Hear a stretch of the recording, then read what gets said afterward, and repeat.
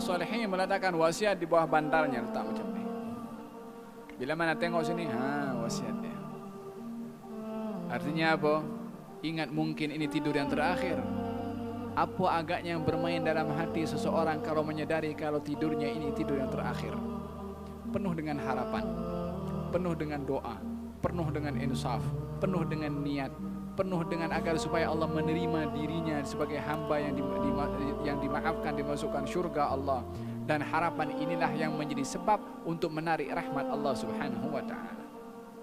Disebutkan 2 malam atau 3 malam ataupun 1 malam dalam riwayat yang lain adalah yang disebut 2 atau 3 malam adalah satu kerenganan yang diberikan kepada seseorang itu yang susah untuk memperbaharui wasiatnya yang sudah termaktub, yang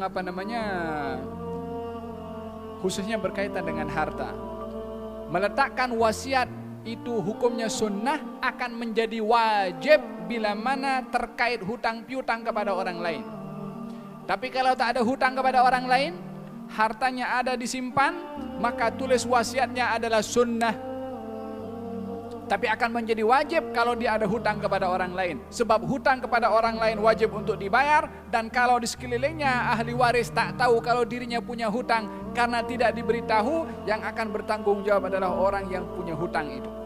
Maka orang yang meninggal dunia bila mana mempunyai orang yang ada hutang, lebih wajib untuk menulis wasiat agar supaya ahli warisnya tahu dan ahli warisnya berusaha untuk membayarkan hutang tersebut.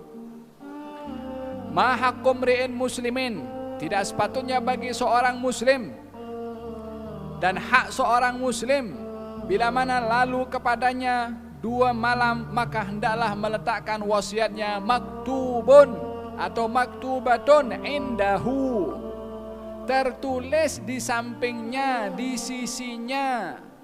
Apa makna tertulis di sampingnya atau di sisinya? Boleh bermakna itu wasiat di sebelahnya sini.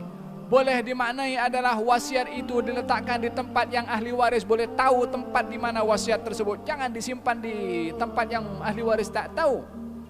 Nanti pun ahli waris cari dalam keadaan musibah seperti ini, tak terfikir untuk mencari di tempat yang mana. Letak di tempat yang ahli waris mudah untuk tahu. Jadi sebelum apa-apa ahli waris melakukan kepada orang yang meninggal dunia, tengok wasiatnya dulu. Mungkin dia berwasiat si fulan untuk memandikan, mungkin dia berwasiat si fulan untuk mengkafankan atau mengimamkan atau nak dikebumikan di sebuah tempat tertentu. Itu hak kepada si mati yang perlu ditunaikan oleh orang yang hidup daripada ahli warisnya. Lebih-lebih lagi bila mana itu berkaitan dengan harta. Dia berwasiat untuk diberikan kepada si fulan, kalau wasiat tak dijumpai, harta dibagikan kepada ahli waris semua sekali, padahal ada wasiat. Kalau diletak di tempat yang tak tahu, macam mana nak berikan wasiat tersebut ditunaikan? Idzan dalam hal ini wasiat mesti termaktub, bukan hanya dengan lisan sahaja. Termaktub, diletakkan di tempat yang mudah untuk diketahui di mana. Ini adalah nasihat daripada Nabi Muhammad SAW. Diletakkan 2 malam atau 3 malam untuk memudahkan kepada orang itu untuk update, memperbaharui. Mungkin yang dia dah catat dalam wasiat ini, aku ada hutang kepada si fulan, ternyata ada rezeki dah dibayarkan hutangnya kepada si fulan, karena hapus ini dah tak ada lagi hutang. Si fulan ada hutang kepada aku, karena catat di sini fulan ada hutang kepada aku. Kalau ada wasiat umpamanya dia akan bagikan hartanya 1/4 untuk si fulan, ternyata dia berubah fikiran umpamanya nak diubah, maka diubah.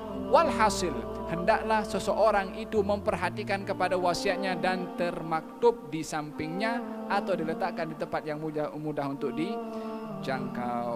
Orang yang meninggal dunia dalam keadaan meletakkan wasiat adalah orang yang meninggal dalam keadaan baik atau meninggal dalam keadaan sunnah. Moga-moga Allah Subhanahu wa ta'ala memberikan kepada kita husnul al-khatimah. Balik rumah, tulis wasiat. Yang pertama, bismillahirrahmanirrahim. Mulakan dengan alhamdulillah, salawat kepada Rasulullah. Bagi tahu saya fulan bin fulan mewasiatkan kepada ahli keluarga saya, yang pertama untuk bertakwa kepada Allah Subhanahu wa ta'ala. Baru lepas tu apa yang berkaitan dengan hartanya tulis. Kalau hartanya sikit, jangan bagi 1/3 kepada orang, bagi kepada ahli warisnya lebih baik. Kalau hartanya banyak, baru dia boleh bagi 1/4 atau 1/3 untuk simpanan dirinya berada di alam barzakh. Wallahu taala a'lam.